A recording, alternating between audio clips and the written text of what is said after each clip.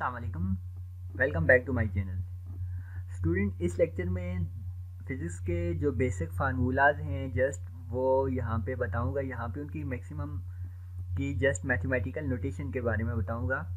यहाँ पे एक है वेक्टर।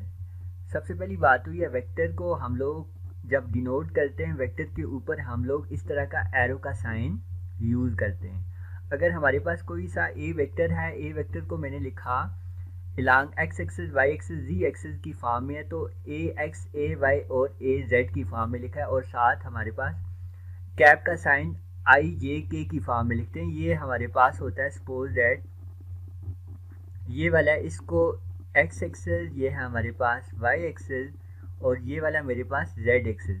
जब ये लिखते हैं तो ये होता है आई, ये वाला होता है जे, और ये वाला होता है के। उसके बाद अगर इसी का हम लोग मैग्नीट्यूड या इसका रिजल्टेंट वेक्टर फाइंड करते हैं तो हमारे पास ये आ जाता है ए एक्स का स्क्वायर प्लस ए वाई का स्क्वायर प्लस ए जेड का स्क्वायर। उसके बाद प्रोडक्ट की फॉर्म में अगर कोई से दो वेक्टर हो, ए है ये वाला और बी हम लोग ले लेते B X I B Y J B Z के, तो हम लोग उनको मल्टीप्लाई कैसे करते हैं? आई को आई के साथ, जे को जे के साथ, के को के के साथ, ए x B x, A Y B Y, A Z B Z. अब यहाँ पे याद रखना, डॉट प्रोडक्ट में जब ये होता है आई डॉट आई, वो जे डॉट जे, के डॉट के, वो इक्वल टू 1 के बराबर होता है। अगर अपोजिट हो, I dot J, J dot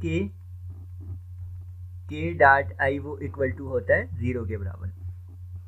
अब डॉट प्रोडक्ट में हमारे पास ए बी cos थीटा आएगा। सेम हमारे पास अगर ए और बी कोई से दो वेक्टर हो, उनका क्रॉस जब लिया जाए तो क्रॉस के लिए यहाँ पे साइन थीटा यूज होगा। अब इनको मल्टीप्लाई करने का प्रोसीजर क्या होता है? अगर ए क्रॉस बी है तो आई जे के की फॉर्म में, अब A X A Y A Z, same B X B Y B Z आएगा। जिस तरह हम लोग डिटर्मिनेंट फाइंड करते थे फर्स्ट रो फर्स्ट कॉलम को निगलेक्ट करके, तो इस नंबर को इसके साथ अपवर्ड से डाउनवर्ड मल्टीप्लाई किया जाता है। जब डाउन से अपवर्ड मल्टीप्लाई किया जाता है तो साइन माइनस में आता है। ये क्रॉस प्रोडक्ट के लिए होगा। इसी तरह हमारे पास अगर काइनेमेटिक्स है, काइनेमेटिक्स में 3-4 डिफरेंट फार्मूलाज होते हैं। वेलोसिटी है, सिंपल वेलोसिटी का फार्मूला होता है डिस्टेंस ओवर टाइम। अगर इंस्टेनियस वेलोसिटी है तो हमारे पास डिस्टेंस ओवर टाइम ये आ जाएगा। साथ ये याद रखना एरो का साइन यूज करना है, क्योंकि हम टॉपिक पढ़ रहे हैं वेक्टर।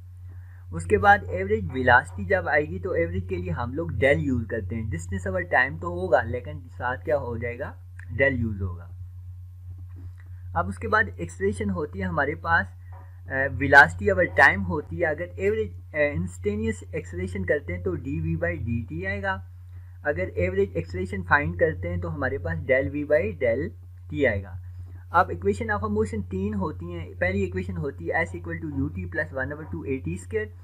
सेकेंड है V equal to U plus A T. Third है V square equal to U square plus 2a S. उसके बाद एक है प्रोजेक्टाइल मोशन। प्रोजेक्टाइल मोशन में हमारे पास सपोज दैट ये एक मैंने कंस्ट्रक्ट की है, ये हमारे पास ये थीटा होता है। जब कोई भी चीज़ प्रोजेक्ट अपवर्ड डायरेक्शन में मूव की जाती है तो हमारे पास एक्स एक्सिस के लिए याद रखना, जब हम लोगों ने डॉट के लिए भी cos यूज़ किया था तो एक्स एक्सिस के लिए भी cos थीटा यूज़ होता है। अब जब यू वाई आएगा तो यू वाई के लिए हम लोग क्या यूज़ करेंगे? Sine theta.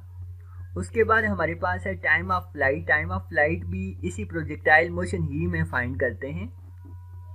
Time of flight का फार्मूला होता है T equal to 2u sine theta by G होता है। उसके बाद अगर हम हाइट फाइंड करते हैं, हाइट का फार्मूला होता है you square sine square theta by 2 जी आ गया। उसके बाद हमारे पास अगर सपोज दैट और एक दो फार्मूले और हैं, उनको अगर फाइंड करना है, सपोज दैट वाई है tan theta dot X minus G over 2 U square cos square theta dot X square. उसके बाद हमारे पास वर्क, पावर और एनर्जी। यहाँ पे मैंने बताया वर्क क्या होता है, product of force and distance F dot S आ गया। अब जब डॉट की कंडीशन होती है, डॉट के लिए कौन सा एंगल यूज होता है? cos थीटा यूज होता है, एफ एस cos थीटा। अब इसको इंटीग्रल की फॉर्म में ऐसे लिखते हैं एफ डॉट डी एस।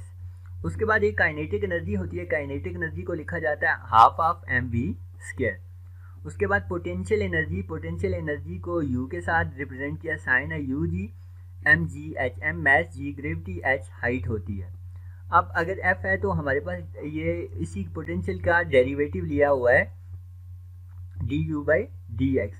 उसके बाद स्प्रिंग कांस्टेंट के लिए हमारे पास जो पोटेंशियल एनर्जी वही यूज़ हुई है, इसमें 1/2 के एक्स कर, यहाँ पे जो के है वो स्प्रिंग कांस्टेंट के लिए यूज़ होता है। उसके बाद अगर कंजर्व फाइंड करते हैं तो पोटेंशियल और काइनेटिक एनर्जी का सम आ जाता है। उसके बाद work by conservative force in a close path के लिए हम जब क्लोज पाथ के लिए करते हैं एफ डॉट डी एस ही होता है, लेकिन यहाँ पे एक सर्कल का साइन होता है, ये क्लोज पाथ के लिए यूज होता है, वो इक्वल टू क्या होना चाहिए 0।